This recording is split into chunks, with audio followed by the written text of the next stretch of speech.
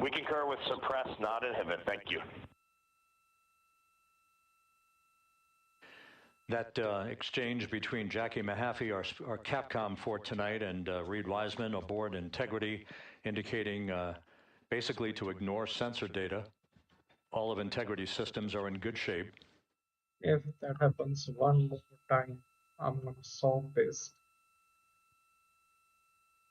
It already happened twice, not once but twice. My internet connection breaks and stream stops at its own. Now, coming up on about 90 seconds till the crew module, service module separation.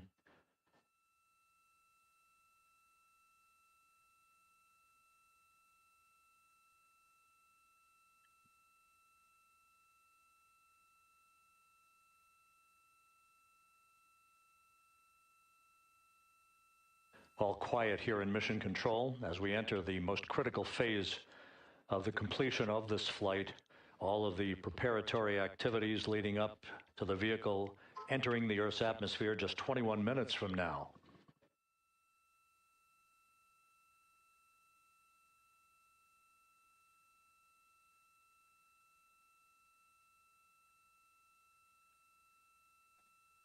Coming up on 1 minute. Mark 1 minute till crew module, service module separation.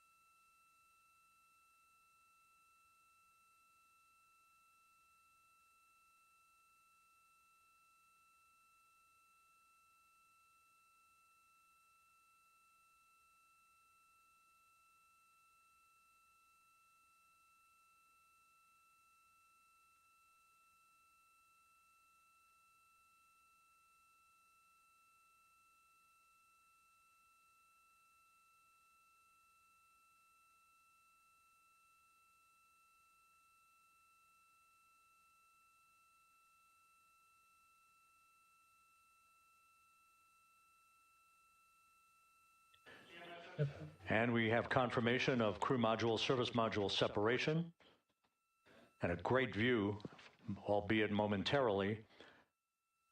Houston, good step on board. Houston copies and concurs. The European service module now separated from Integrity, a job well done. Integrity, no action for the 4 CDH cautions. Those are SM related, not applicable. Integrity.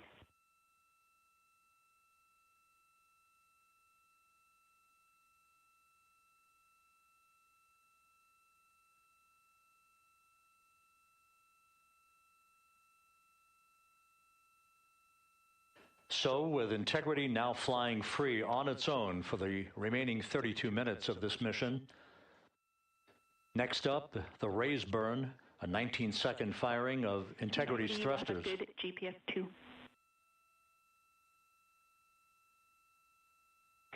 Integrity copies, good GPS 2.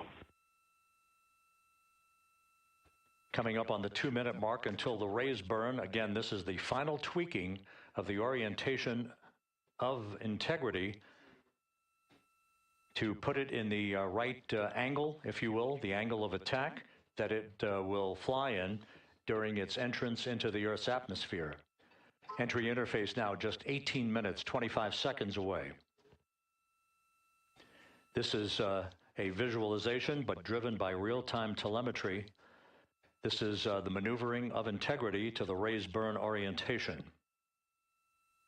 Just 2,800 miles from Earth.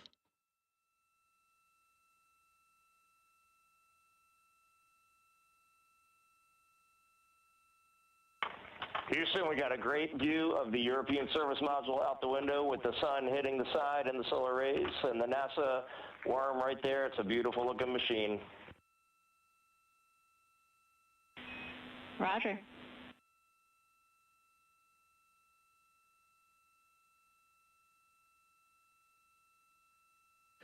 And we have completed the maneuver to the raise burn orientation, 1 minute away from the raise burn.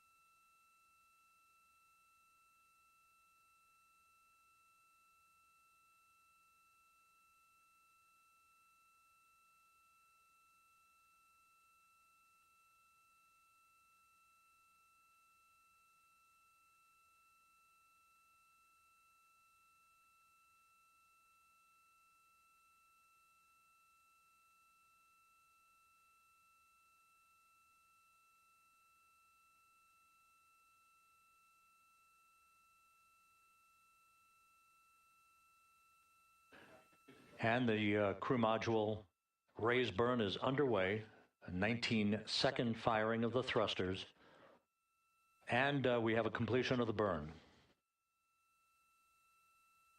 I wish we could see there in the real time. Integrity, good. CM raise burn. Your flight path angle is within limits.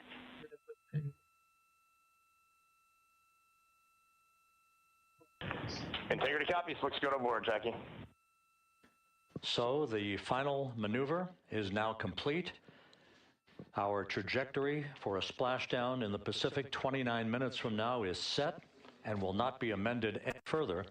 And we have the right angle of attack to mitigate any excessive heat loads on the vehicle during entry interface. Integrity Houston, a heads up about comm coverage. When you perform the 180 roll, for the first minute or so in that attitude, we expect about a minute LOS. We copy.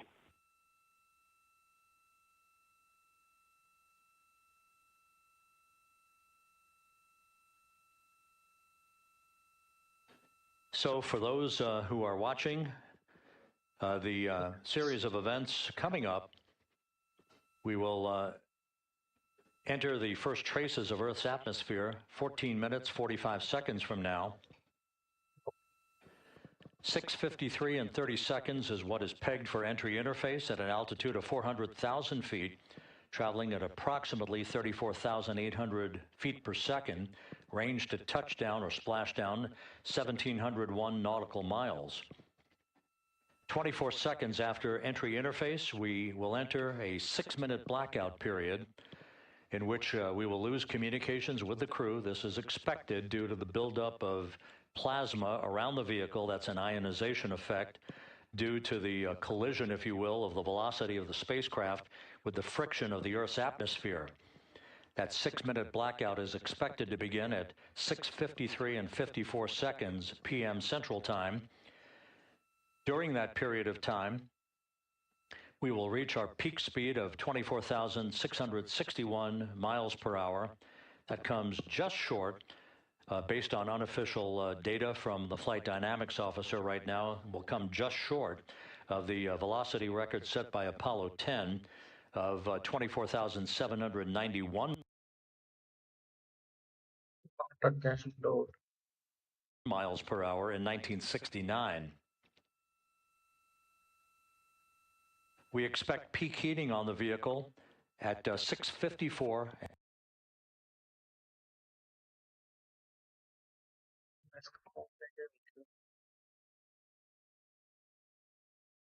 and 52 seconds p.m. Central Time, a minute and 22 seconds into entry interface. At that point, we will be just 204,000 feet above the Earth, traveling at 33,000 feet per second. The blackout period is expected to last 6 minutes. We expect that blackout period to end at 6:59 and 55 seconds p.m. Central Time.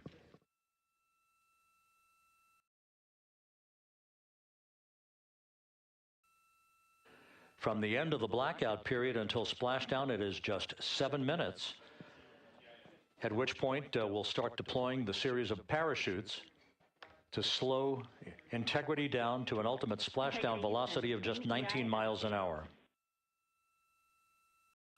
We see the same, waiting for the 180 rolls.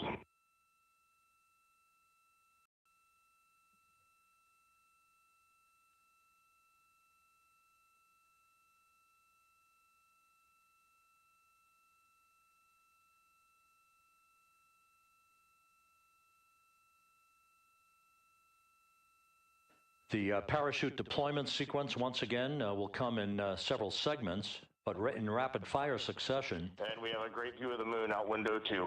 Looks a little smaller than yesterday. Guess we'll have to go back.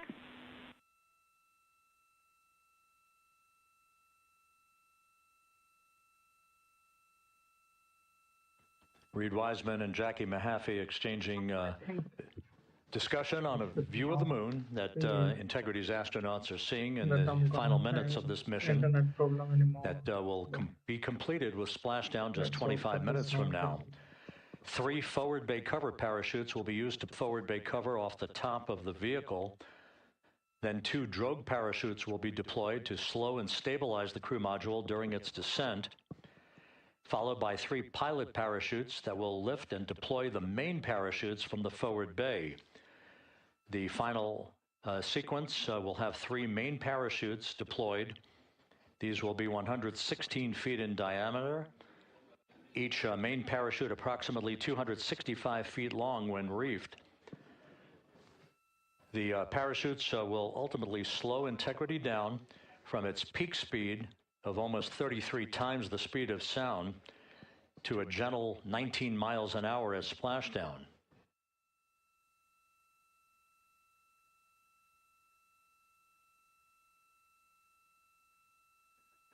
The vehicle is now currently in a roll to the proper attitude for entry interface. Our trajectory is right on according to flight dynamics.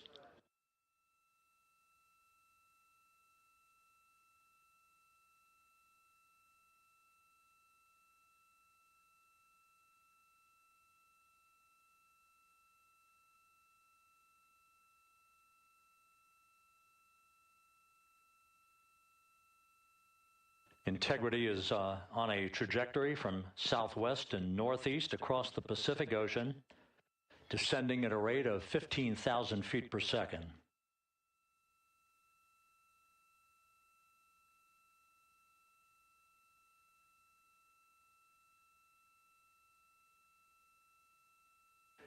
Range to touchdown 4,300 nautical miles, all the systems in excellent shape.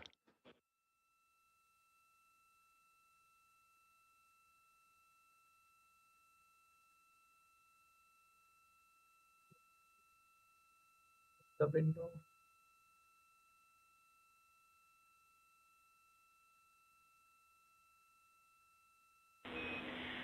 Integrity, Orion in the EI roll 180 attitude.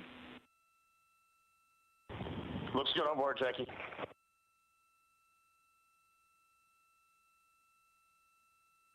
This view out of one of Integrity's windows. We had a call for 3 good barrows. Those are barometric pressure sensors that feed altitude and rate of descent information to Integrity's computers that will trigger the parachute deployment sequence. We are less than 9 minutes away from entry interface, 22 minutes from splashdown.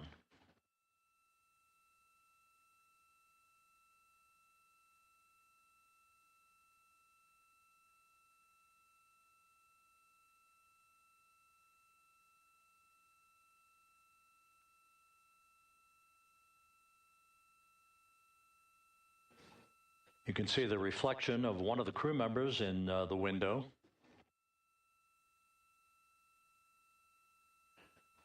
Out in the Pacific, the weather conditions remain go. Just a few clouds, some scattered clouds, winds at 10 knots, wave heights just about 4 feet. A gentle day in the Pacific for the homecoming of Integrity's astronauts. is that way and everything goes according to the plan.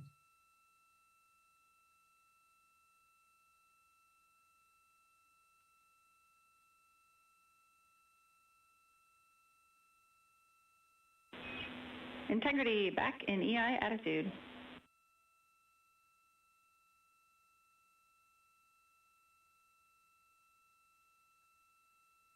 We see the same on board, Jackie.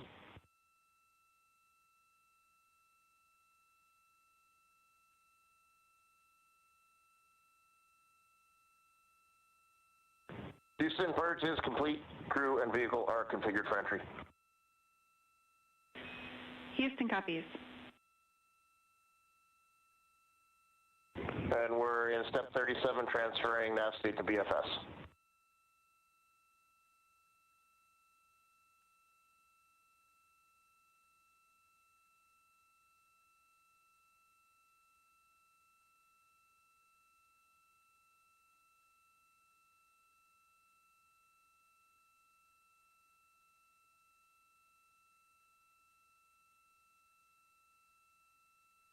And Houston, in instruction 509, we are not below 0.2.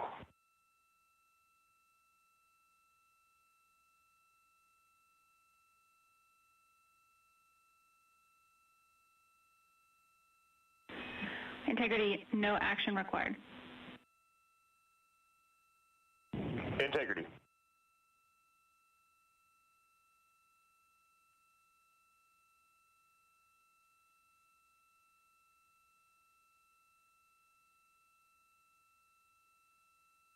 Now 6 minutes away from entry interface, we will hit the first traces of Earth's atmosphere at an altitude of 400,000 feet, traveling about 34,882 feet per second. Ranged splashdown at that point will be 1,701 nautical miles.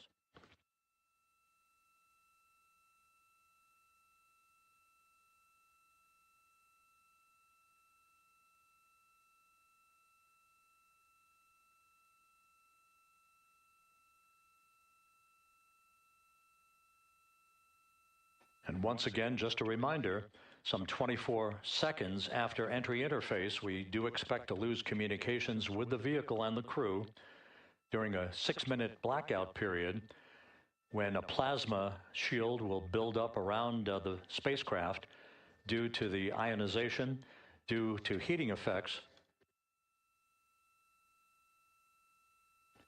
And Flight Dynamics has just confirmed we will have a blackout period of exactly 6 minutes in duration.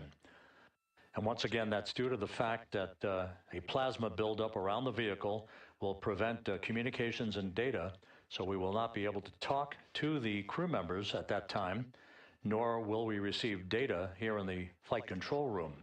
Houston, everything is looking good on board. Just confirm no pre-EI downloads. Houston concurs. That blackout period to begin at 6:53 and 54 seconds p.m. Central Time, and again will last about 6 minutes in duration.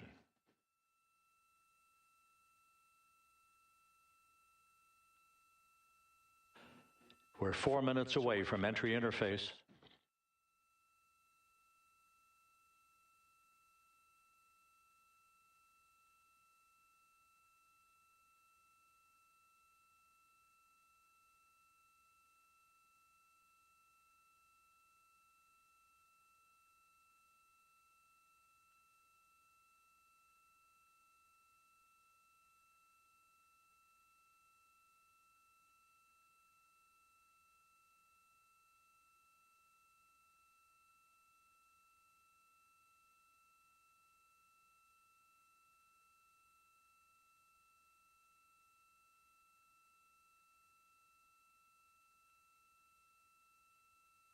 It's the atmosphere line boundary.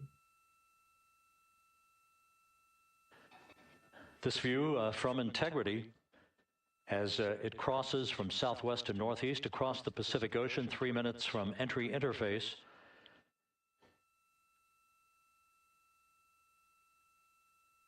"16.5 minutes till splashdown."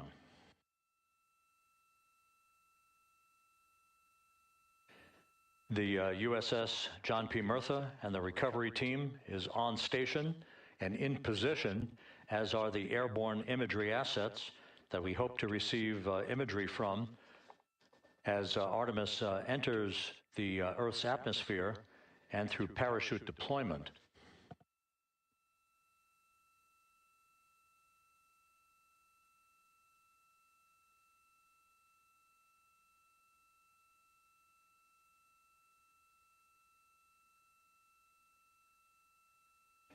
All of Integrity's systems are in great shape. The crew is ready to complete its mission just 15.5 minutes from now. All of the activities today have gone off in perfect fashion. No issues with the vehicle, no issues with the crew. And the weather at the splashdown site is go.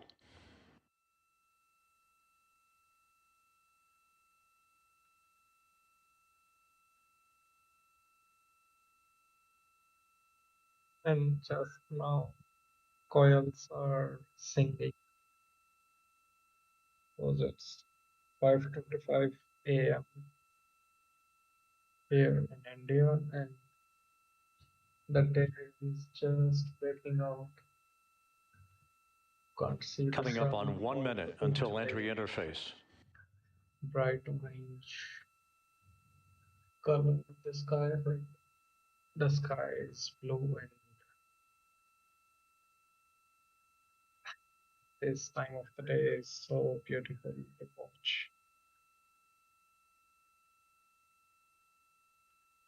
I don't know if Mark, this 1 minute until voice entry will be interface. captured in this recording or not, but there 1 is minute, one 20 coil. seconds until the expected start of our 6-minute blackout. Integrity, 1 minute to a 6-minute Singing. blackout. Integrity.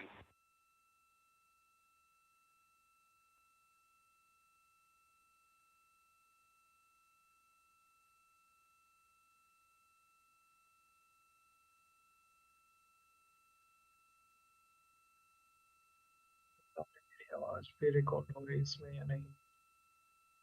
Hello,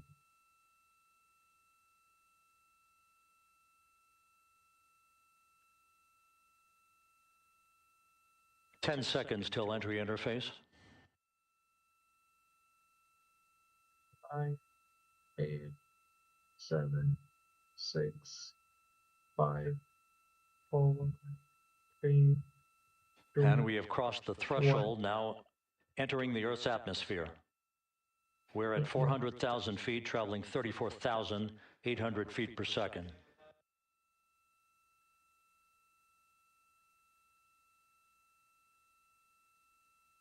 Time to splash down, 13 minutes, 10 seconds.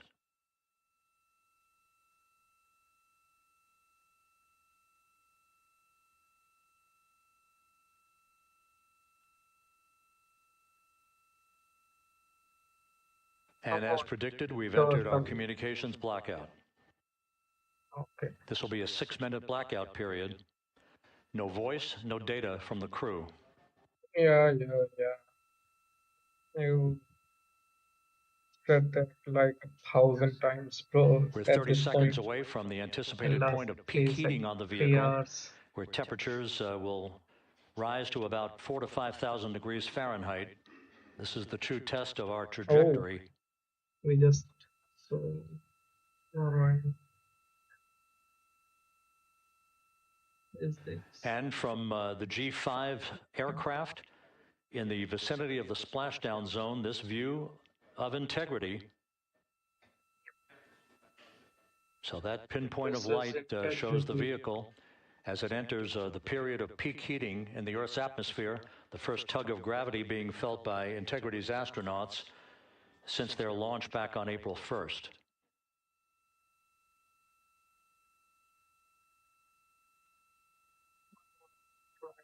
Show us to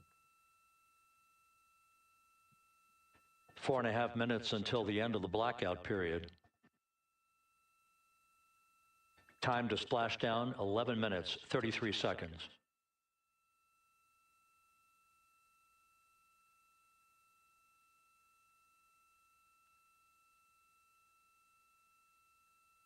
$6 a.m. IST.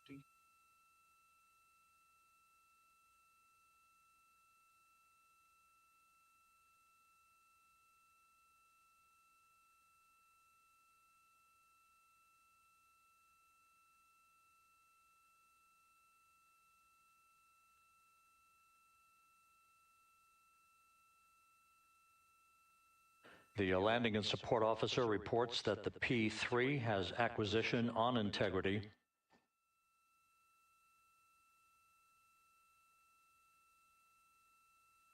3.5 minutes left in this blackout period. This is a visualization of the plasma buildup around the spacecraft and last the view repelling of that heat on integrity's heat shield. Other than this animation or the control center. I wanna see a real footage of that spaceship, bro.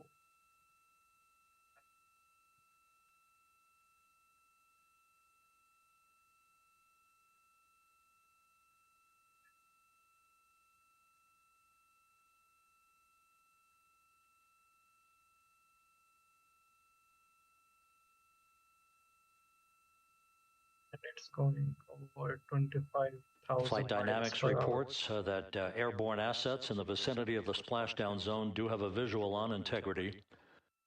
Still 2 minutes and 40 seconds left in our blackout period. Time to splashdown, 9 minutes, 35 seconds. 45 miles remaining from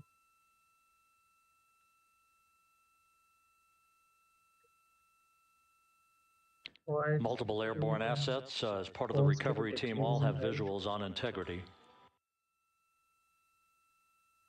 Show us those visuals, bro.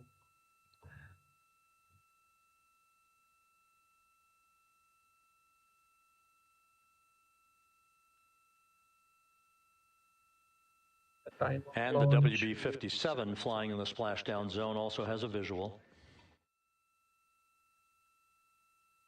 And the Navy helos also have visuals.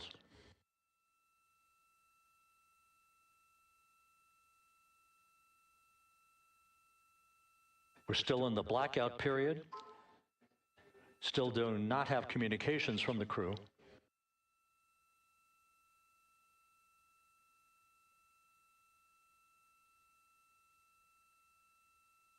Okay, 9 miles from velocity is 15,000 miles per hour and decreasing.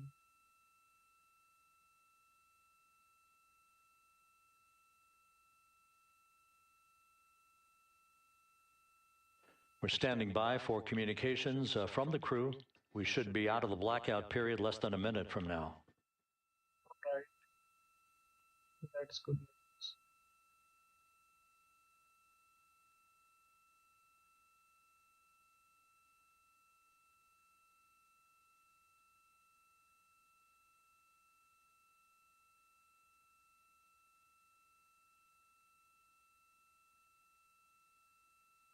We are now processing data from integrity.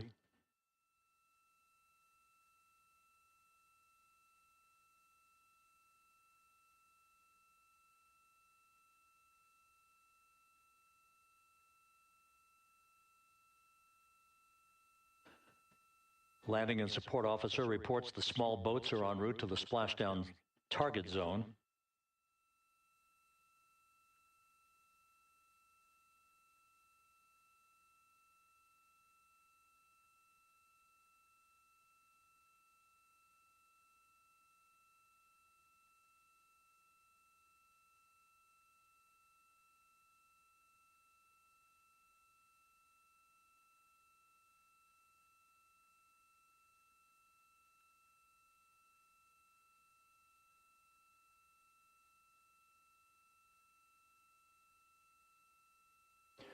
Passing through 150,000 feet, our trajectory is perfect. We're getting intermittent views of integrity Still waiting to establish voice communication.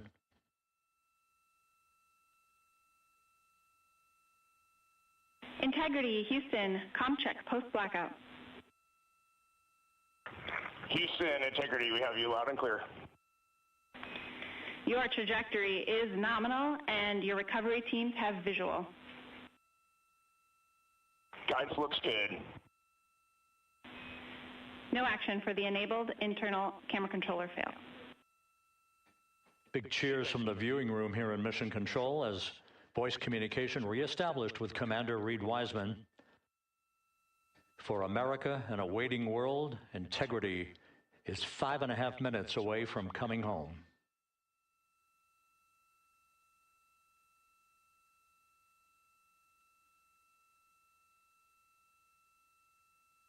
Passing 100,000 feet now. Range to splashdown 19 nautical miles.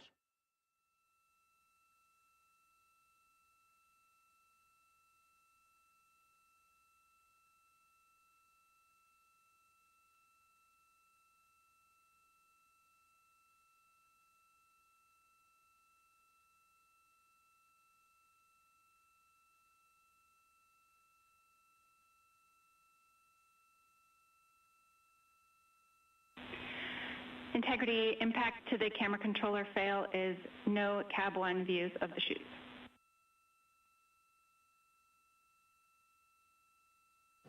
Integrity. We're processing good data through the GPS system. A good view of Integrity, time to splashdown 4.5 minutes.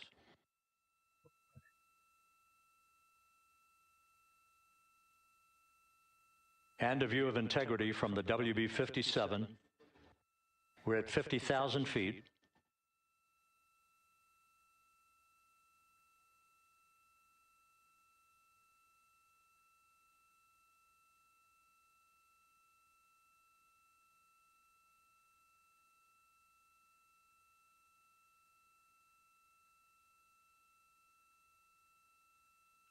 The pyros are armed for forward bay covered jettison.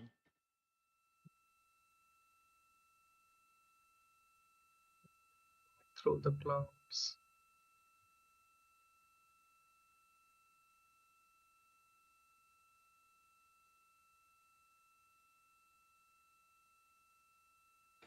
And there go the first series of parachutes. Yeah. And we're on drogues. And Houston, we're visual 2 drogues out the window. 2 good drogue chutes. Next up. We copy, we see them. Next up, the deployment of pilot parachutes that will pull the main chutes out. Time to splash down 3 minutes and 10 seconds.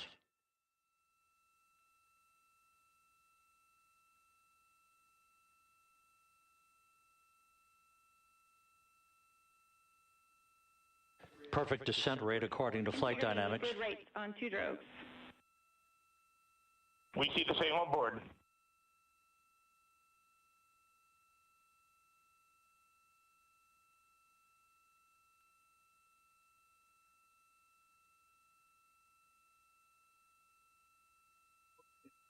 Passing through 10,000 feet, still on drogues. Yeah. At some point they will release it, and then the shoots will come out. Yep. Yeah. Yes. Main chute deploy. We're at 5,000 feet.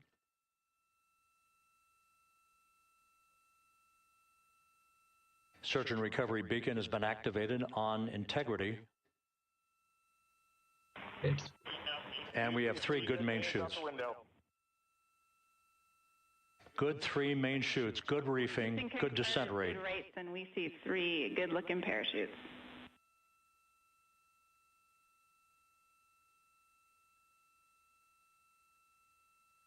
It's waiting for that. Integrity, cabin pressure indicates no need for hydrazine checks. Integrity copies.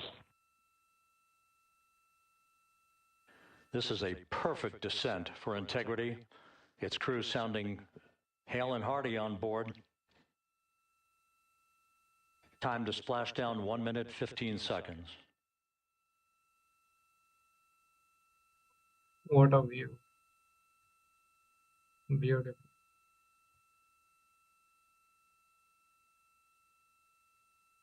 Integrity about to complete a journey spanning 694,481 miles from its launch from the Kennedy Space Center back on April 1st, and a trip around the moon.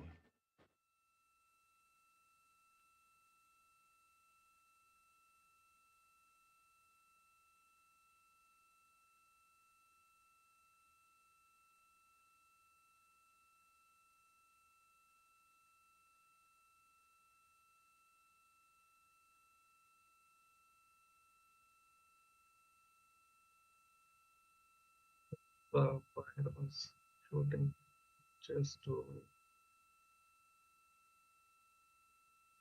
erect some. Passing through 1,000 feet.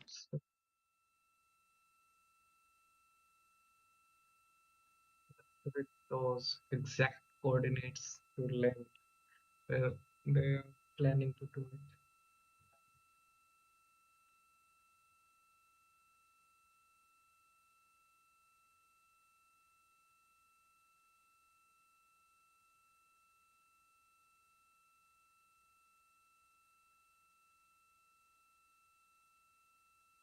I just took a screenshot of this moment.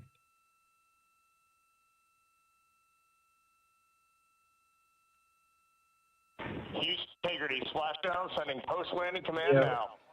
Splashdown confirmed. Copy splashdown, waiting on VLDR. Splashdown confirmed at 7:07 p.m. Central Time, 5:07 p.m. Pacific Time. And From the pages of 5:41, Jules 11 Verne to a modern-day seconds mission to the IST moon, time. a new chapter of the exploration of our celestial neighbor is complete. Integrity's astronauts back on Earth.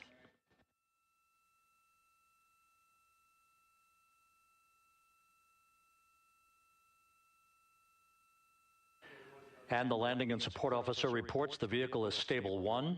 We still will be deploying the crew module uprighting system to maintain that orientation. A perfect bullseye splashdown for Integrity and its 4 astronauts.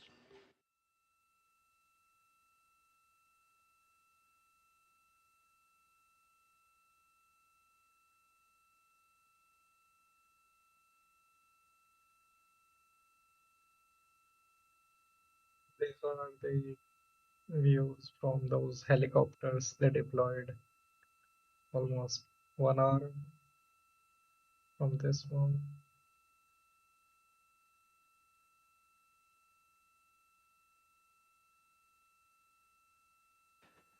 The unofficial splashdown time, 7:07 and 47 seconds p.m. Central Time. We'll get that refined for you. That would put the end of the mission at a mission elapsed time of 9 days, 1 hour, 31 minutes, 35 seconds.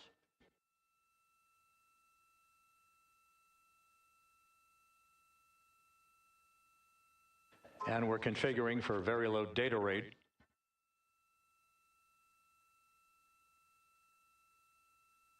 Once again, splashdown occurring in the Pacific, southwest of San Diego at 7:07 and 47 seconds p.m. Integrity Houston, comm check on VLDR.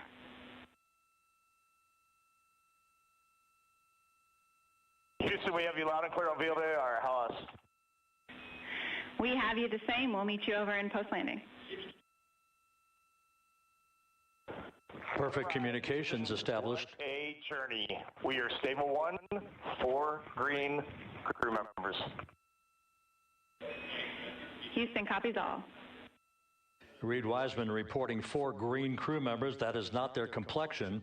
That is the fact that they're in great condition. That's what that means. So stable 1, upright. The crew module uprighting system is being deployed. The 5 airbags being inflated through helium to maintain the upright configuration for the vehicle. This was a textbook entry and a textbook touchdown for Integrity. Reid Wiseman, Victor Glover, Christina Koch, and Jeremy Hansen back on Earth after a journey around the moon.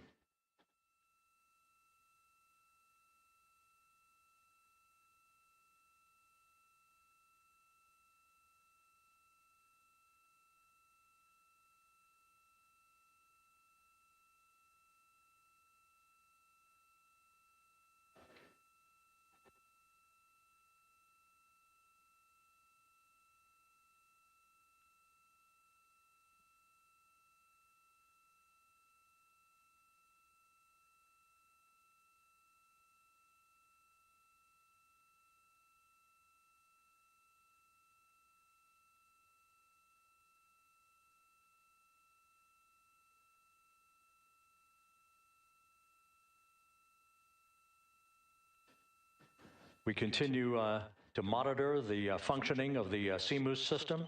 The airbags are being inflated to maintain a stable one or upright configuration.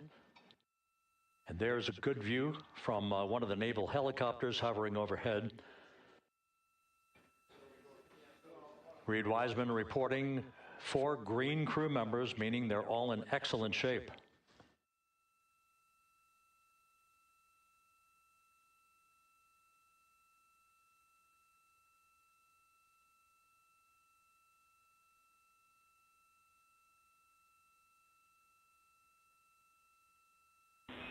Integrity Houston for SAR beacon and radio.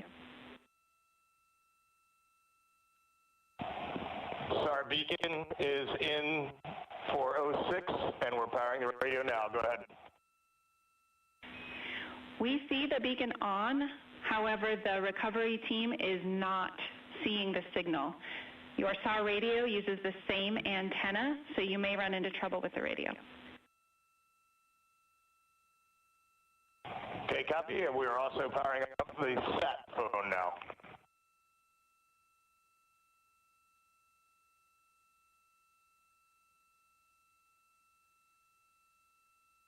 So integrity is in great shape, and as the crew continues its post-splashdown timelined activities on board, Reid Wiseman once again reporting that all 4 crew members are in excellent shape.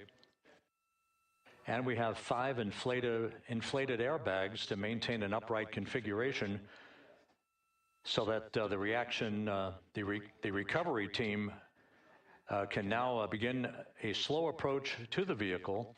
Meanwhile, here in the flight control room, Entry Flight Director Rick Henfling is polling his team of flight controllers for the start of powering down the vehicle after a thorough systems check. We have no toxic gases to be concerned about, so the recovery personnel can approach the vehicle, but not until we have powered down the spacecraft. That's expected to take a few more minutes.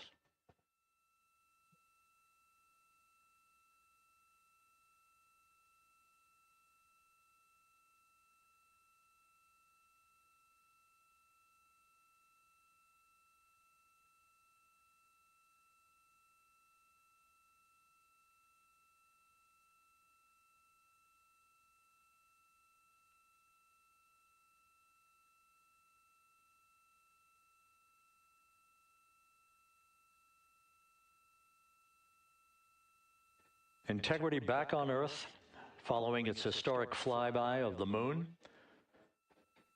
It was, for all intents and purposes, a textbook mission. On 2828, but I'll remain on this frequency. We copy.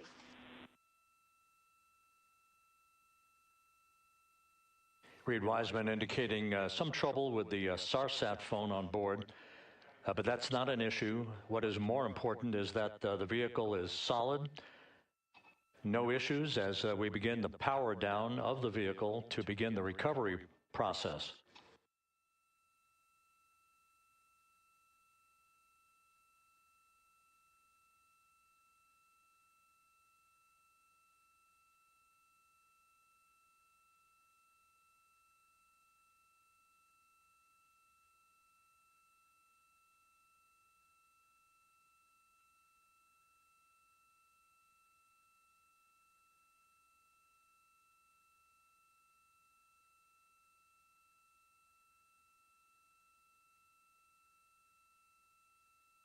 The propulsion officer here in Mission Control reports that we have safed the prop system on integrity. Can you say again? That was very weak and broken. Integrity Houston did not call.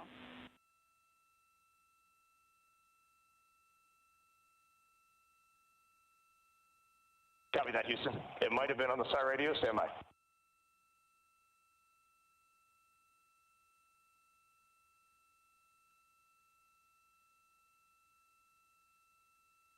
All of the milestones were executed in perfect fashion. Integrity entering the Earth's atmosphere right on time reaching its peak speed shortly after a blackout period began. We emerged from the blackout period, but the recovery imagery airborne assets were able to pick up Integrity's descent almost immediately through entry interface, tracking the vehicle all the way down. And finally, you saw the sequence of chute deployments. First, the forward bay cover being pulled off the top of the vehicle by a series of 3 parachutes. Then the drogue chutes were deployed, followed by the 3 main chutes that slowed the splashdown velocity of Integrity to just 19 miles an hour.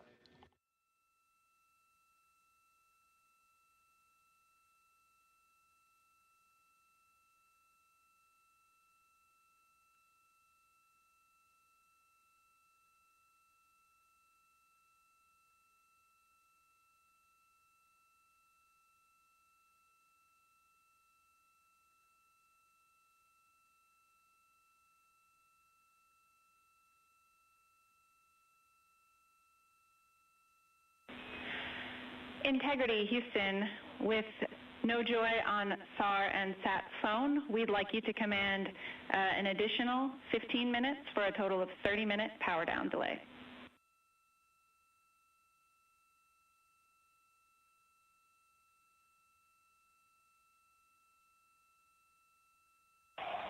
All right, Jackie, we have selected T/D+30.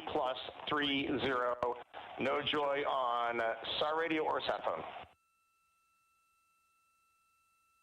And stand by, we have the master diver on SAR radio. Please hold comms. Hey, Lily. Excuse me. Hey, Jackie, we just got the master diver on SAR.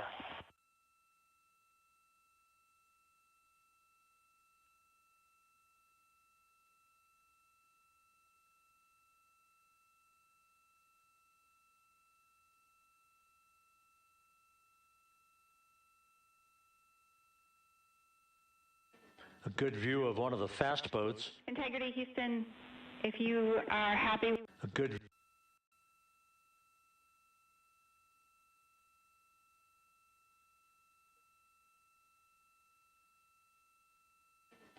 view of one of the fast boats. Integrity, Houston, if you are happy with your comm with master diver, you can go back to the 15-minute power down.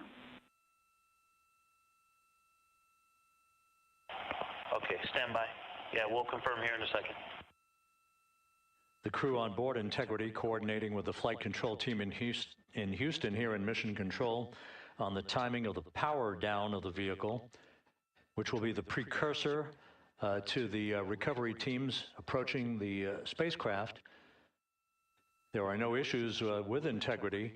We've had a bit of broken capability in establishing a SARSAT or satellite phone communications capability between the crew on board Integrity and the recovery team.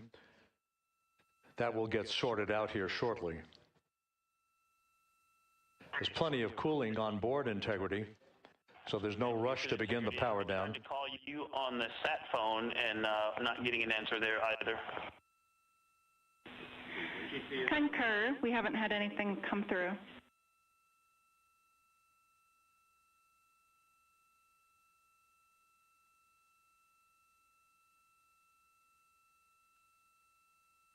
If you guys notice and if you think I'm sleeping. And Houston, if you could relay to recovery that we hear them, but it does not appear as though they are hearing us. In short segments, microsleeps. I did not get any microsleeps, and it's almost Houston copies, 6 and Reid, a.m. just to here. confirm, you are pushing the PTT on the radio. I did not sleep this whole night just because I want to watch this live. Like all the So as we events continue to I sort out the witnessed. communications between Integrity and the recovery teams, we are standing by for the initiation of the power down procedures that, as you see, the recovery teams are moving towards the side of the capsule, The next major event will be the erection of that large inflatable raft called the front porch. That will be the port of call for the crew as they're being extracted one by one from the vehicle.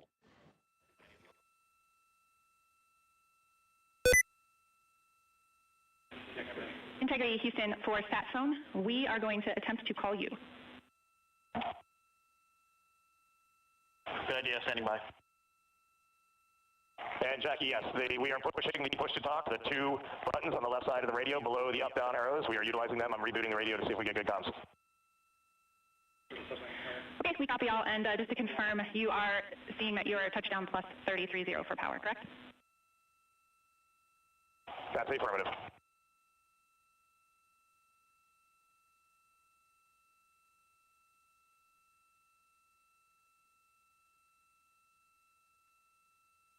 We are trying a backdoor approach to have mission control here call the crew on their satellite phone. This is all part of the coordination for the power down of the vehicle that will initiate the actual recovery operation. The first boats with the Navy divers on board are standing by, waiting to close in on Integrity to begin the process of erecting the large inflatable raft that's called the front porch that will be where the astronauts are extracted from so that they can have a few minutes to get their land legs back before they're hoisted aboard the Navy helicopters for the flight back to the deck of the USS John P. Murtha.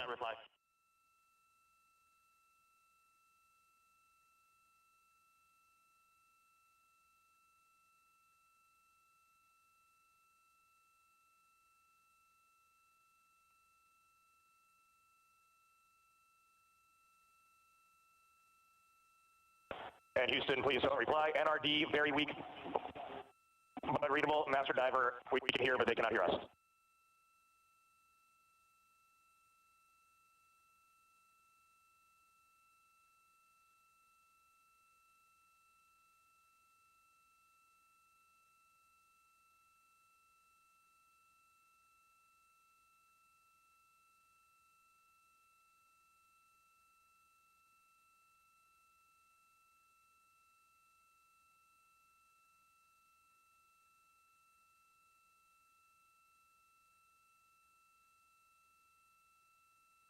And Houston on OE1, is there any chance to tie us into NRD?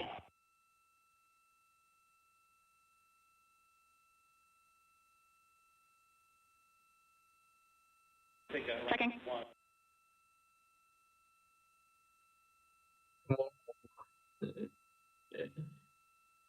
That was one hell of a zoom shot. This is Mission Control, Houston. While we stand by for the establishment of communications between Integrity and the recovery team that is basically standing by very close to the spacecraft, we're going to go to the deck of the USS John P. Murtha, where Megan Cruz is standing by with Administrator Jeremy Hansen. Hey, Rob, yeah, just such an honor to be able to be here on the ship, to be able to share and experience this moment with everyone together. And of course, as you just said, yes, here with NASA Administrator Jeremy Hansen. Administrator, how did you feel getting to witness this and seeing NASA at its best? Oh, I mean, I'm honestly, I'm still at a loss for words. I mean, you know, like the childhood Jared right now can't believe what I just saw. I mean, almost been waiting my whole lifetime to see this, and then it's NASA Administrator. I just couldn't be more proud of the entire workforce, the years, the effort, the late nights, all the hard work from across the country that contributed to this incredible moment right now. And yeah, incredibly grateful too for our teams here on the John P. Murtha right now. Yeah, look at the vibes here. Got everybody. What do you guys think? We just brought some astronauts back from the moon, huh?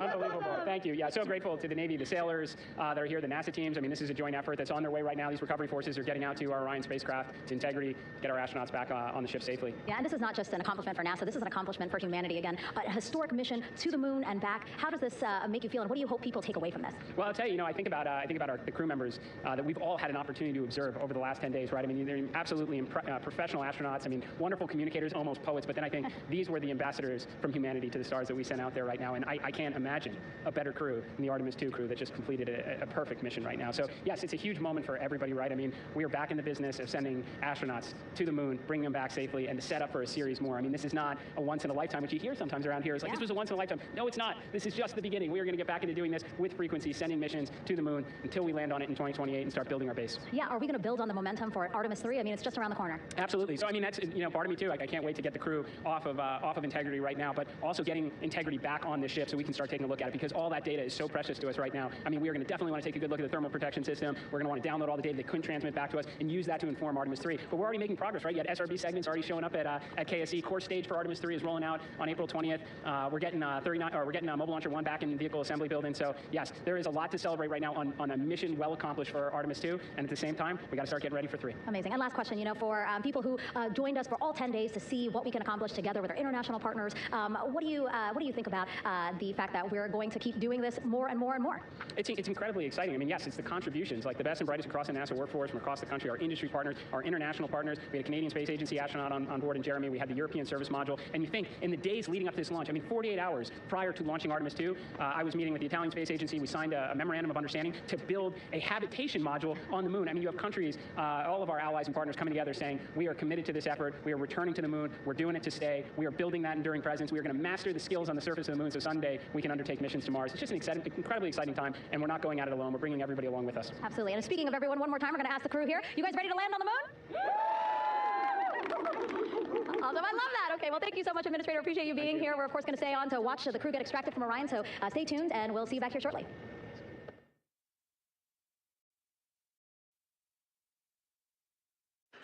Thank you, Megan, and thank you, Administrator Isaacman. We are in the process of working to establish that communications link and to establish the procedures that will lead to the power down of the spacecraft, which is gently bobbing in the Pacific following a bullseye touchdown that occurred at 7:07 p.m. Central Time, 5:07 p.m. Pacific Time, 2.5 hours before sunset in the Pacific, southwest of San Diego. We have once again heard from the crew during that interview opportunity with the administrator, and we have 4 healthy crew members on board.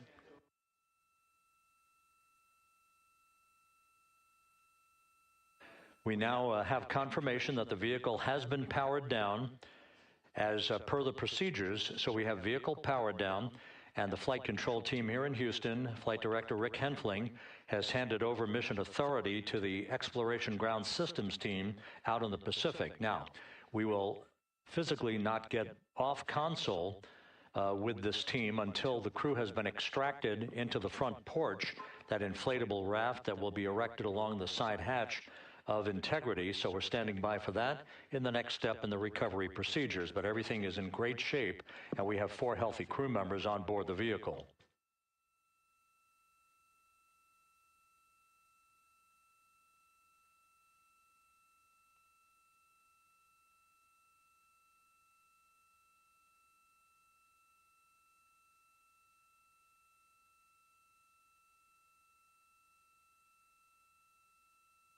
All of the entry events went by the book, no issues, perfect trajectory for Integrity that was culminated with one final raise burn to improve the angle of attack for the vehicle as it entered the Earth's atmosphere. All of that flight dynamics computation worked like a charm.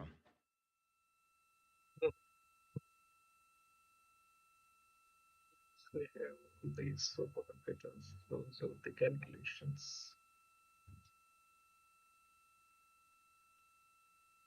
as accurately as possible.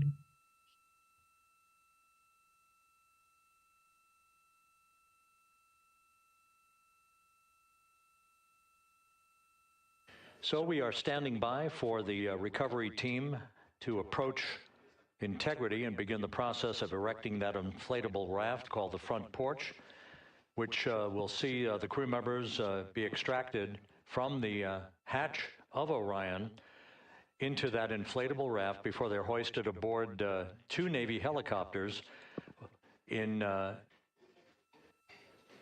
variety of different configurations. Each crew member will be hoisted in sequential fashion, in alternating fashion, 2 crew members for each helicopter before they turn around to head back to the John P. Murtha. Once on the deck of the ship, they'll be brought into medical bay for comprehensive medical exams. But Reid Wiseman has reported several times that the crew is in excellent shape. Which is good news.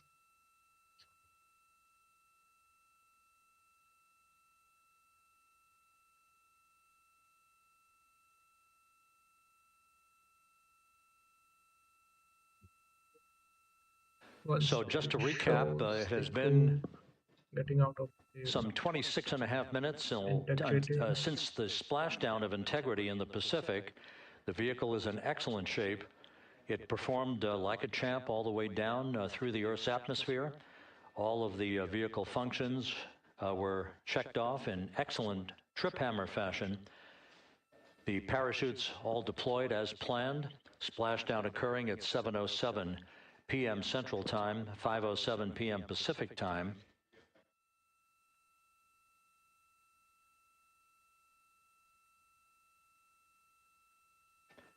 And after a bit of a tussle to try to establish a communications link with the recovery team, we were finally able to run through the procedures for the powering down of the vehicle.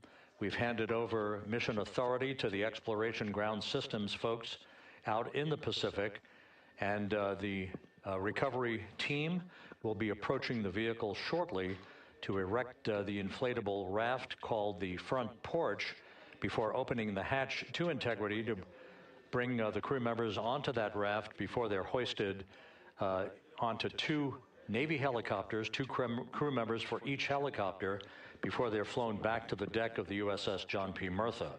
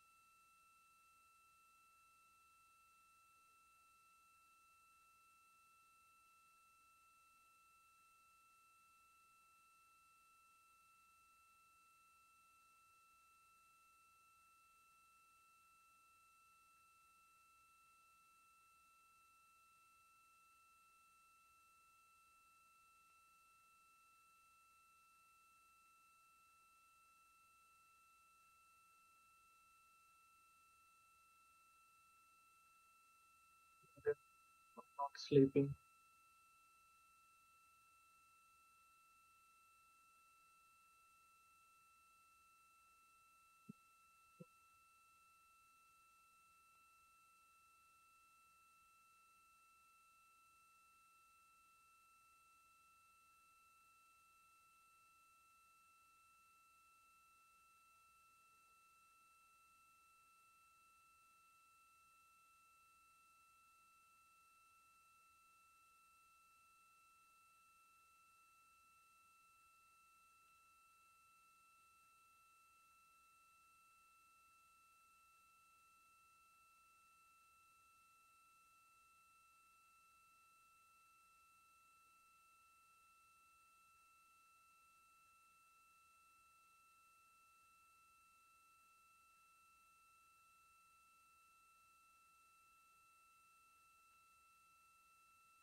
This is Mission Control Houston.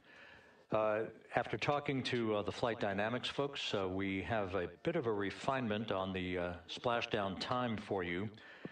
Their computation shows a splashdown time of 7:07 and 27 seconds p.m. Central Time, 7:07 and 27 seconds p.m. Central Time.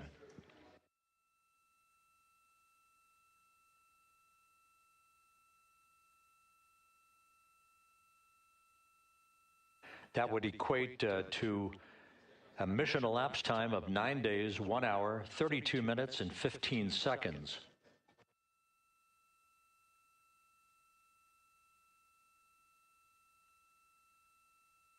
Once again, from Flight Dynamics, a splashdown time of 7:07 and 27 seconds p.m. Central Time.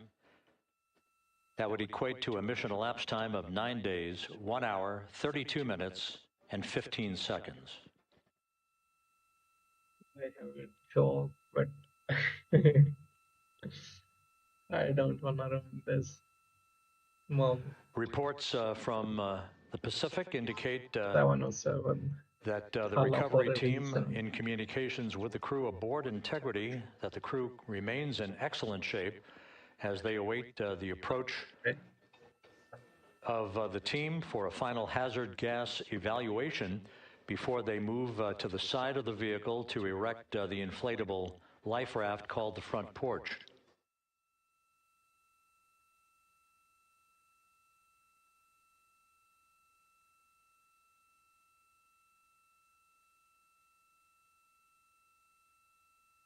जैसे एक हमारे crew बाहर आ जाए, I'll line the stream and I'm gonna go. Again, no issues with Integrity. The vehicle is powered down. All of its systems are now safed.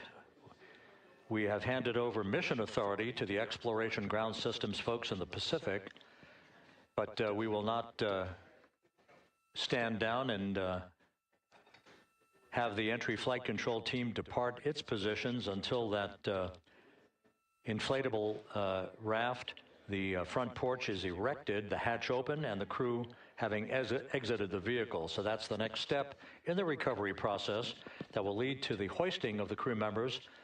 For 2 crew members for each helicopter, they'll be hoisted to a pair of Navy helicopters that will then fly a short distance back to the USS John P. Murtha. What you're looking at is one of the fast boats circling the vehicle to make a hazard assessment.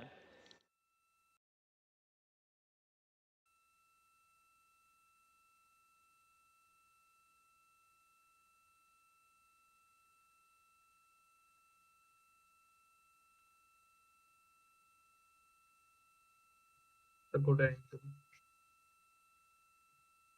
The helicopters, I guess.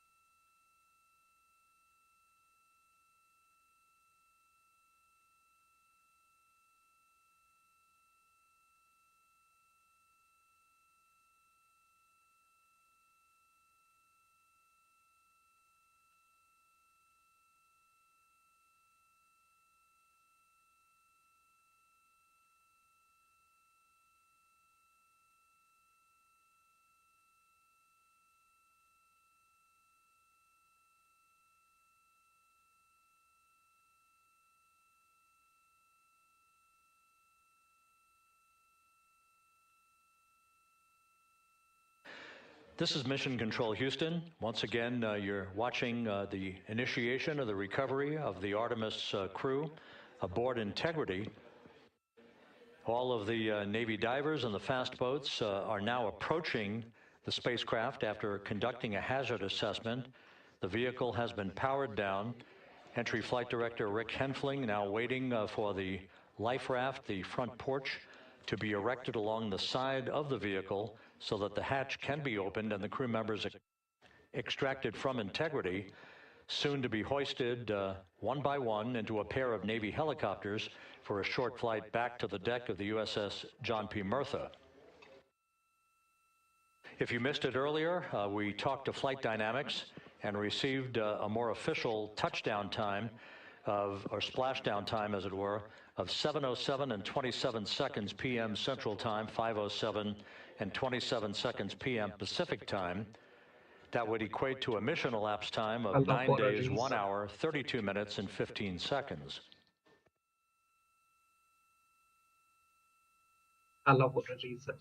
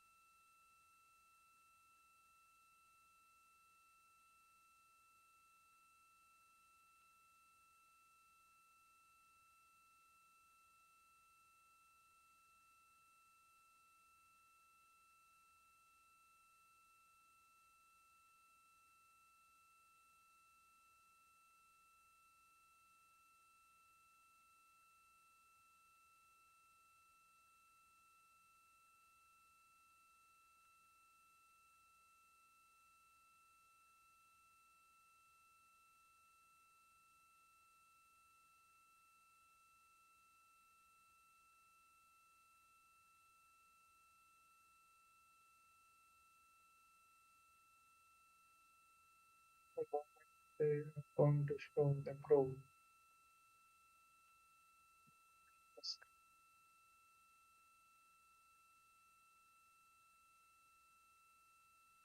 We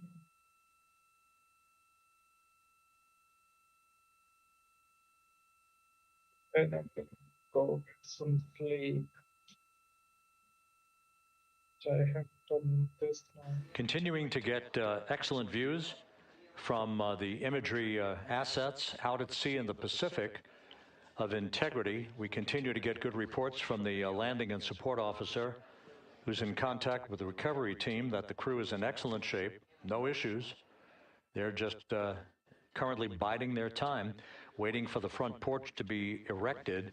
We have no hazardous hazard gases and no hazardous situation with the vehicle. It performed perfectly all the way down from entry interface to its splashdown in the Pacific at 7:07 and 27 seconds p.m. Central Time. And as you can see, the first phalanx of recovery personnel now pulling up alongside of Integrity.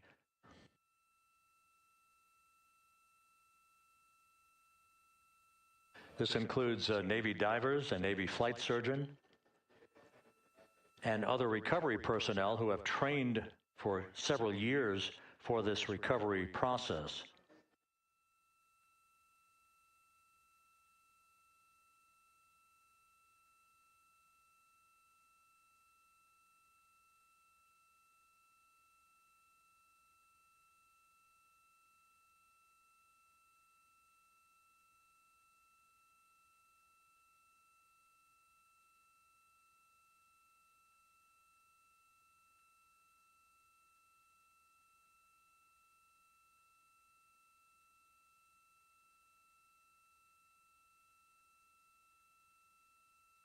At this hour, some 41 minutes following splashdown, the vehicle has been powered down. There's no hazardous gas emanating from the vehicle. That's why the first team of recovery personnel has been able to pull alongside Integrity.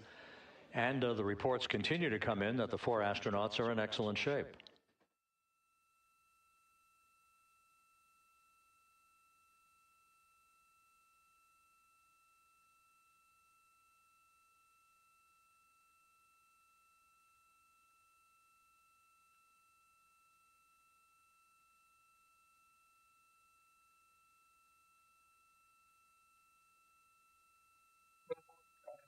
How long Yes. it's going to take?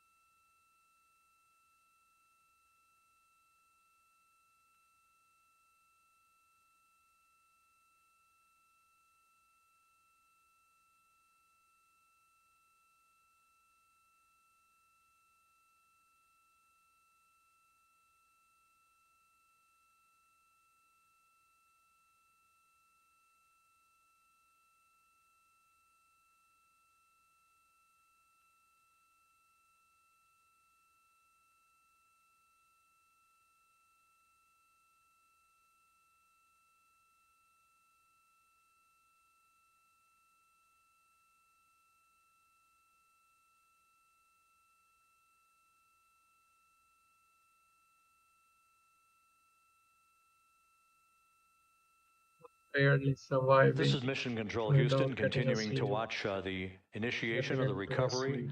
of Integrity's astronauts. One by one, they'll be brought out of the spacecraft onto a large inflatable raft just a short time from now. In the meantime, we can go back to the USS John P. Murtha, where my colleague Megan Cruz is standing by to provide her situation report. Megan, can you hear us?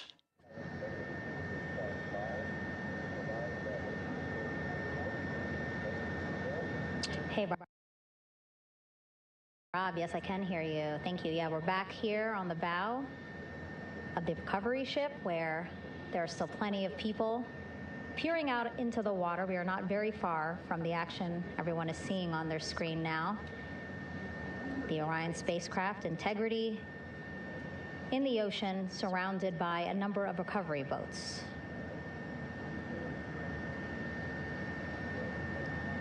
As Rob has been saying, in those recovery boats, NASA and Navy personnel specifically trained to get the astronauts out of Orion.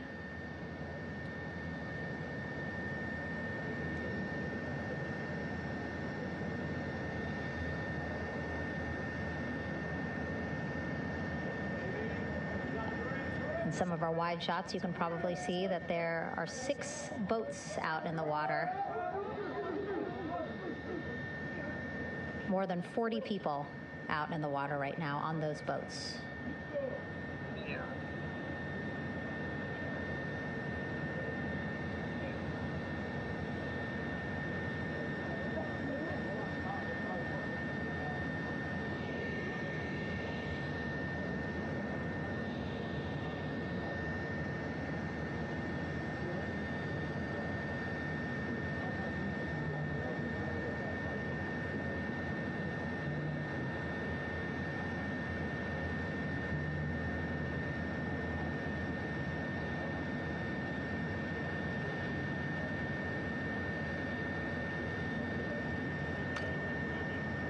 First order of business is to set up the front porch and the stabilization collar.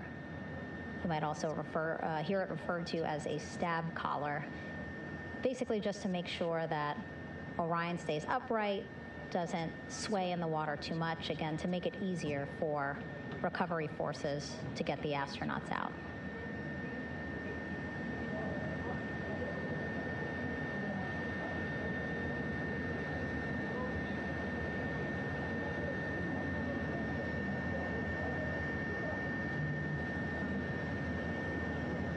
Again, we splashed down in the Pacific Ocean just after 5 p.m. Pacific time here.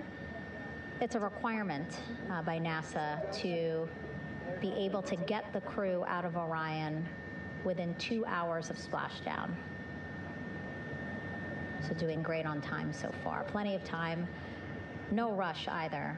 I was speaking to NASA flight surgeon Rick Schuring earlier in this broadcast, and he said to me, no rush to get the crew out. Just want to make sure that they're feeling good, and whenever they're ready to take their step out of Orion and onto that large raft, the front porch, folks will be ready.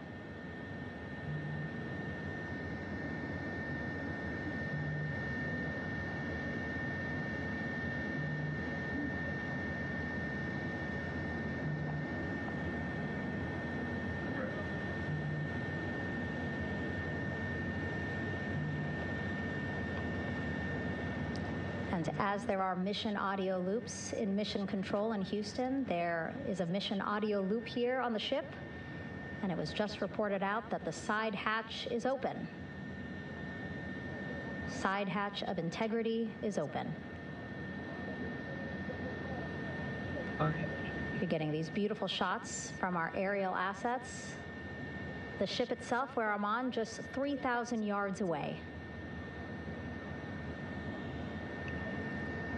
Again, plenty of people on the boat here, glued to the side closest to where they can see all this action. And again, with just 3,000 yards separating us, great views from the bow here. You can see now that side hatch is open. One of the Navy personnel is about to get inside there.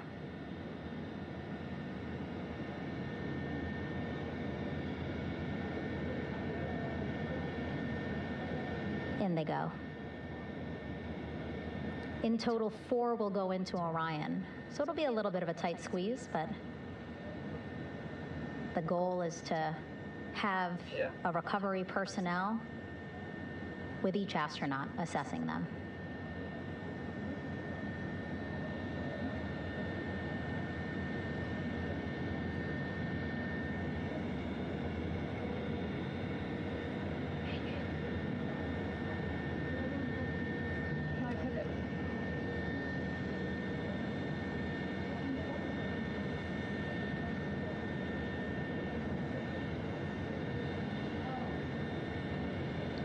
Boats getting closer now.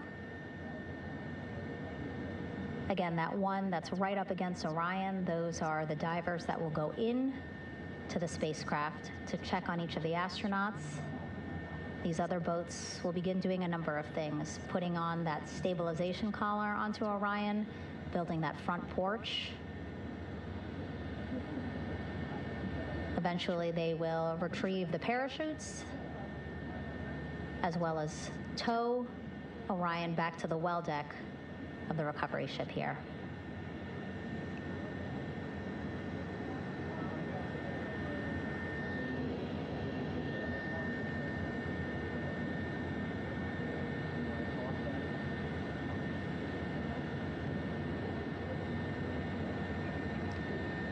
And so as we wait for the Navy and NASA personnel to get their assessment of the crew inside of Orion, why don't we toss it back to Rob for an update? Yeah, thank you, Megan. Here in Mission Control, Flight Director Rick Henfling and the entry team of flight controllers still on duty. The vehicle has been powered down for some time now.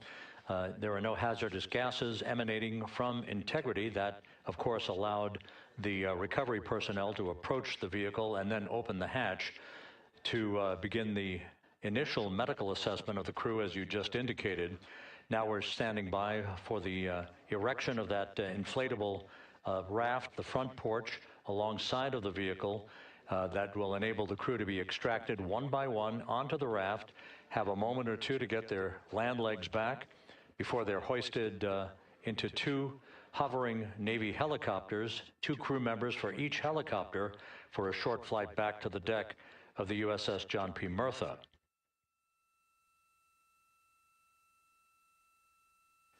All of Integrity's systems operated flawlessly throughout the course of the approach to the Earth, the entry into the Earth's atmosphere, and all of the key milestones that followed in this high-speed return to Earth for integrity, a mission that spanned more than 694,000 miles from the vehicle's launch from the Kennedy Space Center atop the Space Launch System back on April 1st.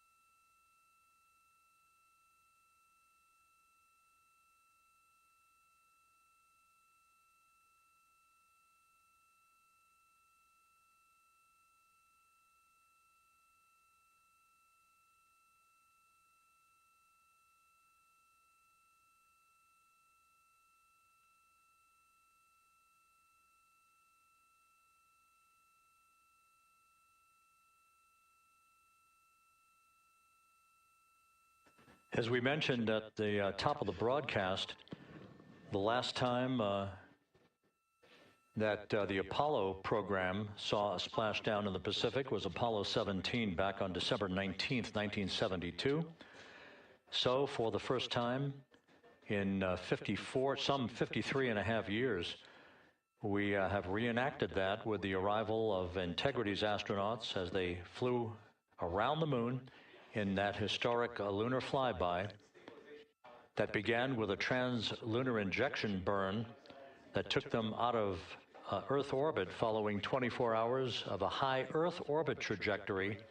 The high Earth orbit trajectory enabled flight controllers here to have a full 24 hours to evaluate the systems on Integrity and the condition of the crew before they would commit to flying to the moon.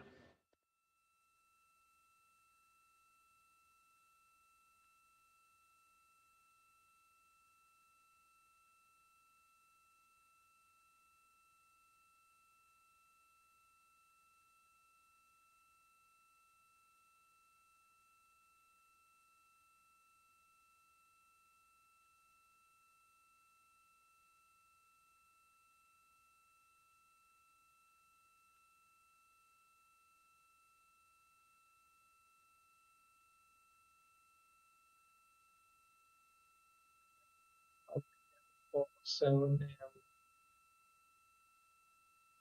If you guys going to push it later than that, then the stream anyway, and to get some sleep. I waited long enough.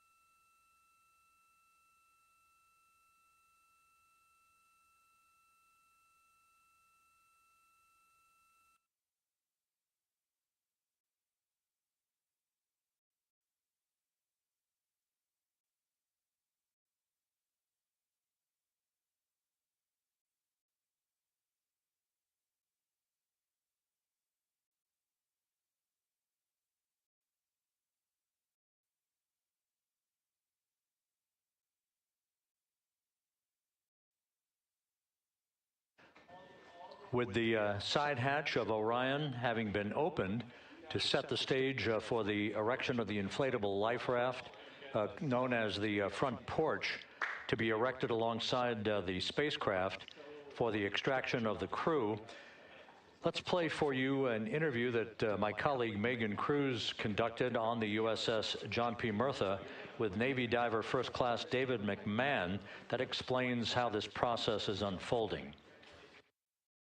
Okay, Davey, so you and some of your team, one last look over of the stabilization collar, correct? Yes, ma'am. Okay, so what is this stabilization collar? This is what's going to stabilize the capsule out there in the ocean. We don't know how good the weather or the waves will be that day, so this will help prevent any unnecessary occurrences from happening, stabilizing the capsule and the astronauts inside.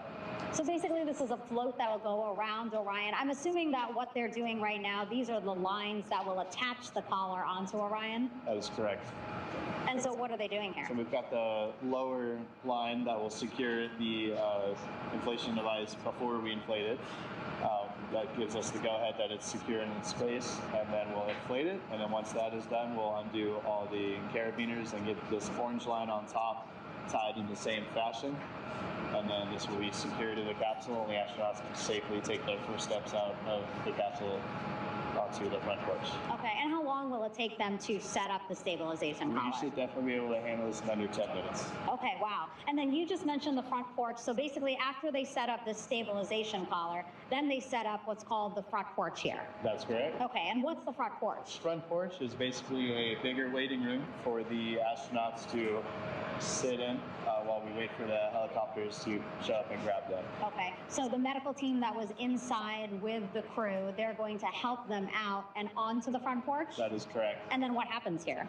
We have higher trained medical personnel also on board the front porch that will give them lookovers and just make sure they're okay while we wait for the helicopters to show up.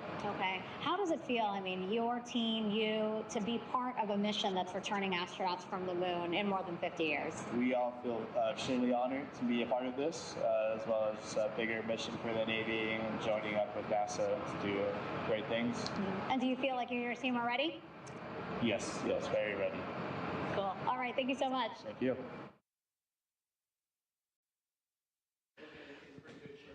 Once again, the recovery operations are continuing out in the Pacific. We shortly should see that life raft, the front porch, erected alongside the side hatch of the vehicle.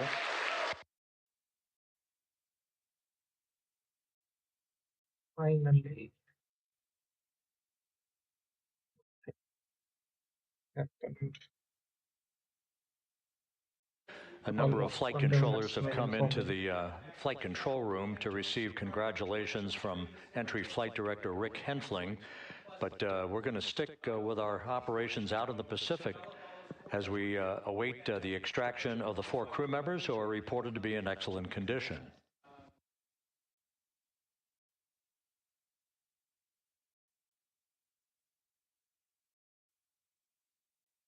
Stabiliser लगा फिर उस front push connect करेंगे at least 15-20 minute लगेंगे उसके बाद निकलना शुरू करेंगे. Again, while we stand by for that front porch to be erected alongside of the side hatch of the vehicle, let's go back to the USS John P. Murtha and Megan Cruz. Megan?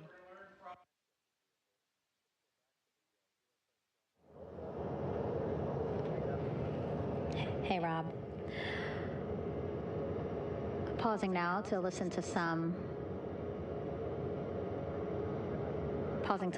internal audio loops again. The operations team here on the ship communicating with everyone out on the water.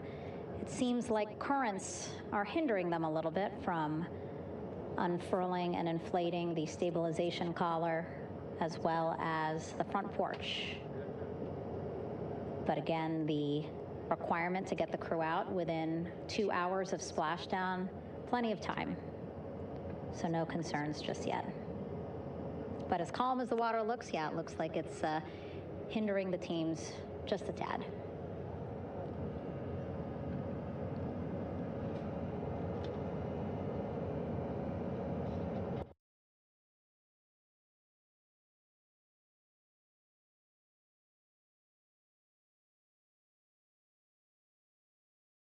divers, Navy divers, all with medical training, each assigned to an astronaut each. Making sure that they're comfortable, feeling good.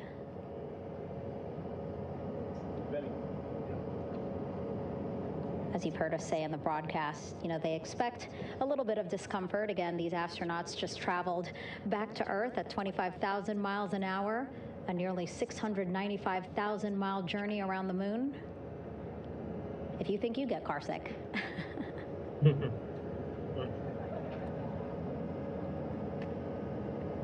Again, 6 boats out there, lots of gear with them, just in case, right? As we said, the crew reported feeling great, but again, all those folks out there in case they weren't, right? NASA is all about making sure we think about every situation that can happen, and so, of course, wanted to be ready in case any of our astronauts needed more medical attention while out there in the water.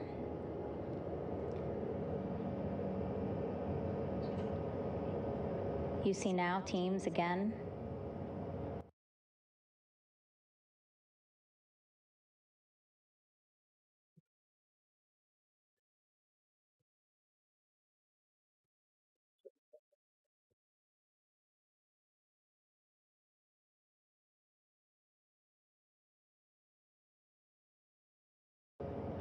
trying to set up the stabilization collar and front porch for the crew to get out of Orion. They need both, right? The stabilization collar will keep Orion from swaying as you see it is doing now.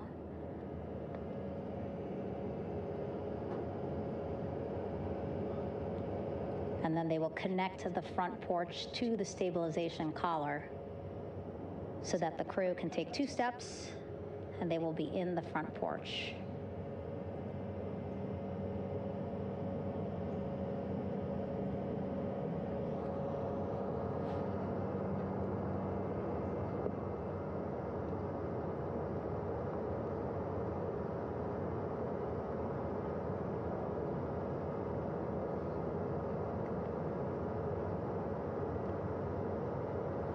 Not a lot of chatter on the mission audio loops. That's a good thing. Again, things proceeding pretty nominally, even if they're fighting some currents out there on the Pacific Ocean.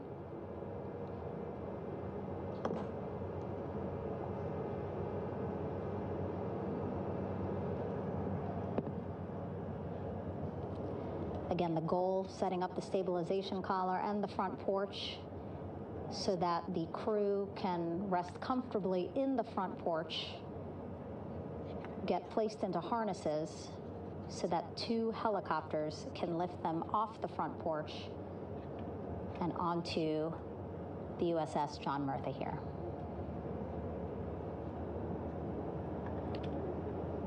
The helicopters are going to take turns picking up an astronaut. So again, Helo 1 and Helo 2.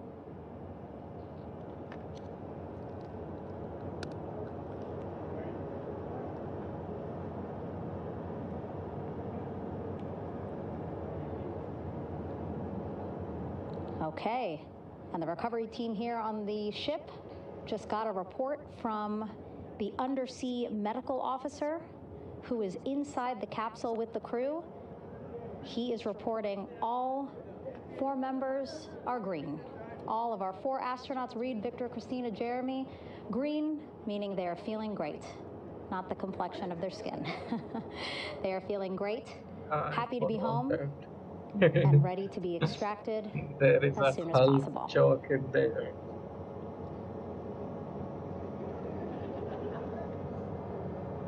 And so, as I was saying, we have 2 helicopters circling the activity you're seeing on the water right now. Each will take turns picking up an astronaut. So Helo 1 will come on in, hover above the front porch, about 40 feet above the front porch. A Navy recovery specialist will be hoisted down into the front porch The restricted maneuvering doctrine is in effect. We'll connect to the first astronaut, which we're expecting to be Christina. Oh. And then Helo 2 comes around, picks up Jeremy, while Helo 1 stays above head. And then Helo 1 will come back in for another astronaut, and then Helo 2 for the last astronaut, and then back to the flight deck here on the recovery ship.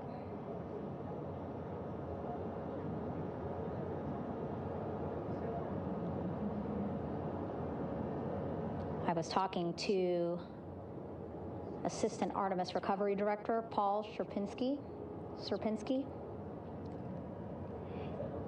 He said helos are a much quicker, safer way to get on board. They did actually consider boats, but then if you think about it, longer time, the crew would have to move through more of the ship.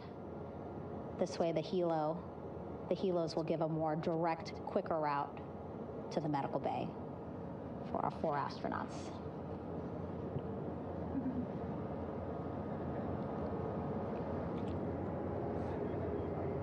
Beautiful shots from our aerial and imagery teams.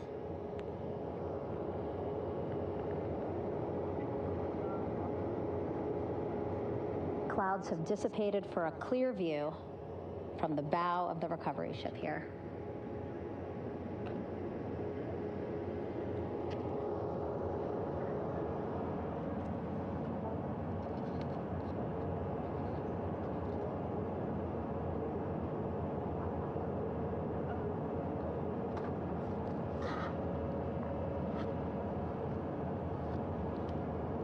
You can still see divers in the water there.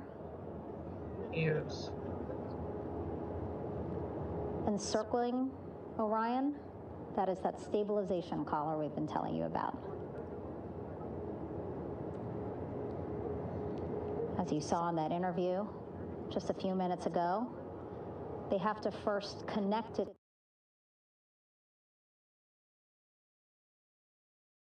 to Orion, and then once it's secured onto Orion, they can inflate it, and then they'll further secure it with other harnesses and lines.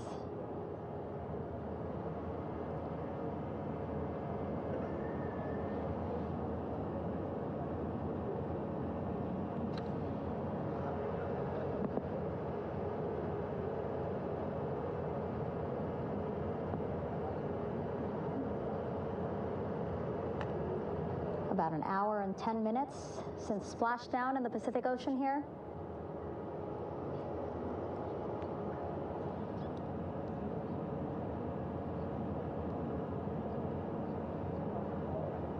Reid, Victor, Christina, and Jeremy back home after a history-making mission to the moon and back.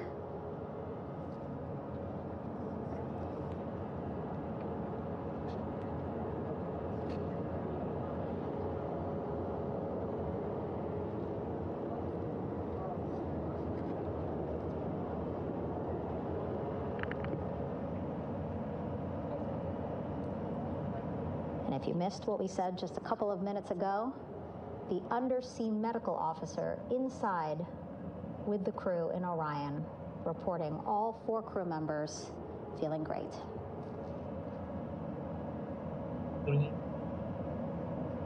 Yes, sir. Progress being made there on the stabilization collar. It looks like they are beginning to inflate it.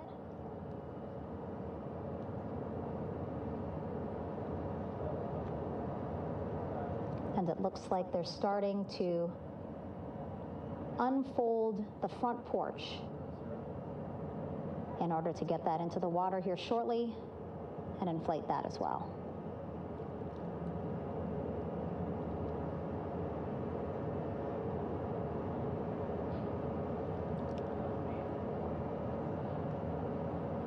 Again, more than 40 people out in the water right now.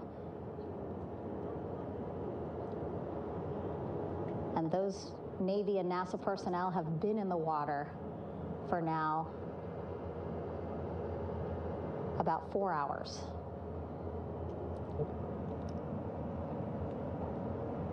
My stream. Thanks, bro.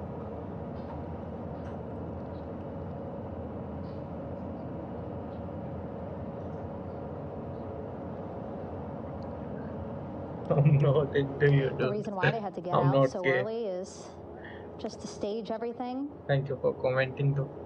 and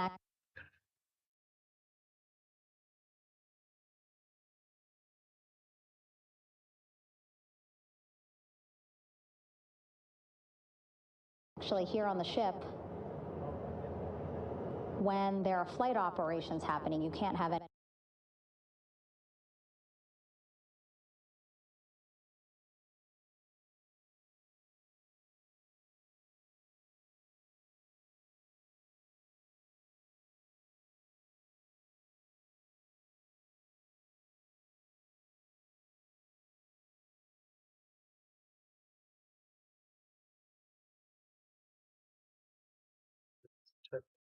anything else, right? Just because the flight deck can be a danger.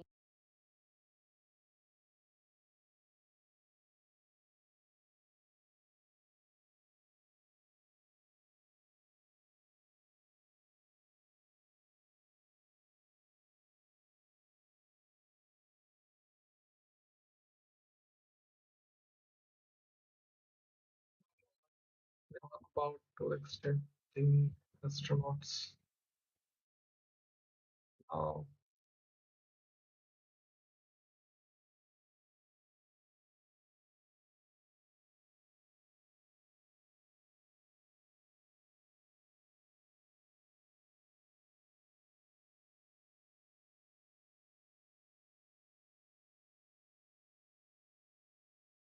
oh,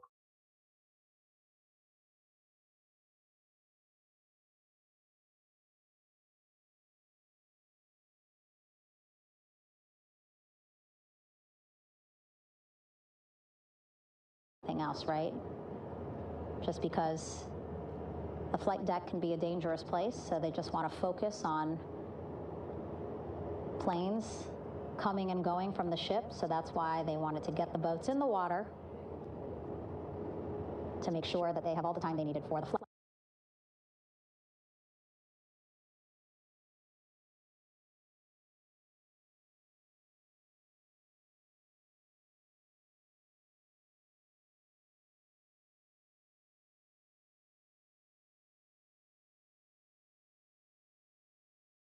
Flight ops. And then the same crew here out in the water, they will stay out in the water for a number of hours after we recover the crew and get them back on the ship, because then they have to recover Orion. All right, that stabilization collar looking good around Orion. We're now seeing some recovery personnel getting on to that collar. Again, they need to further attach it to Orion to make sure that it can really prop up the spacecraft. It's basically lifting it up off of the water just a tad. Again, so it's not so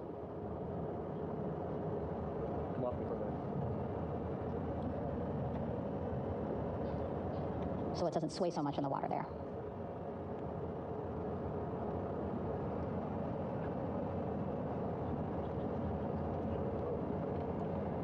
And now that front porch looks like it's nearly fully inflated as well. You can see a much larger surface area.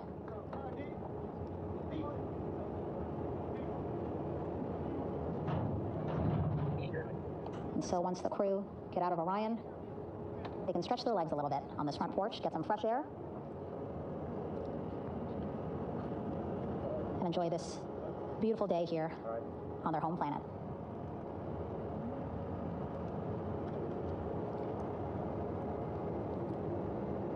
It appears teams now are about to connect the front porch to the stabilization collar. And at that point, when both are secure, we should soon see astronauts come out of Orion.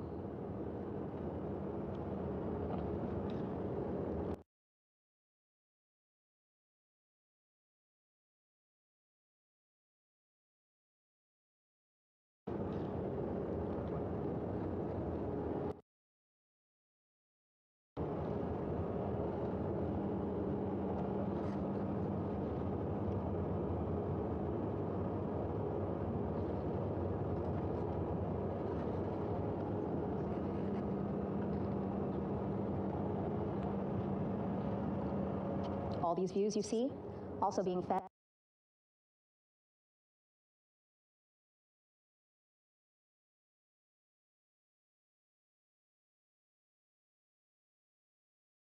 to the Landing Force Operations Center here on the ship. Of course, it is very important for our recovery teams leading the mission.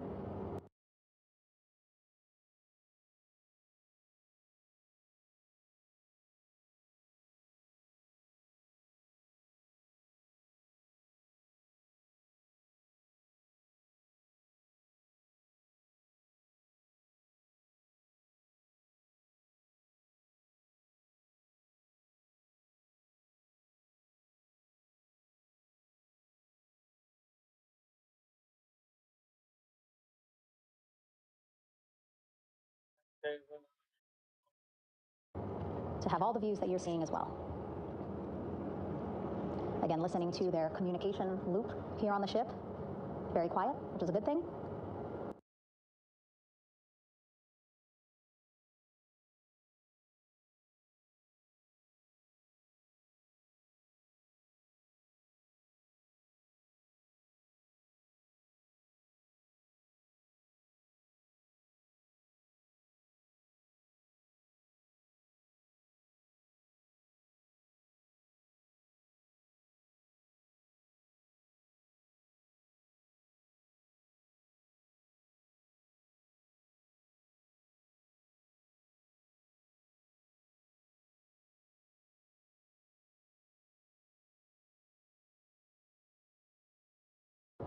It means things are going pretty nominally, meaning as expected.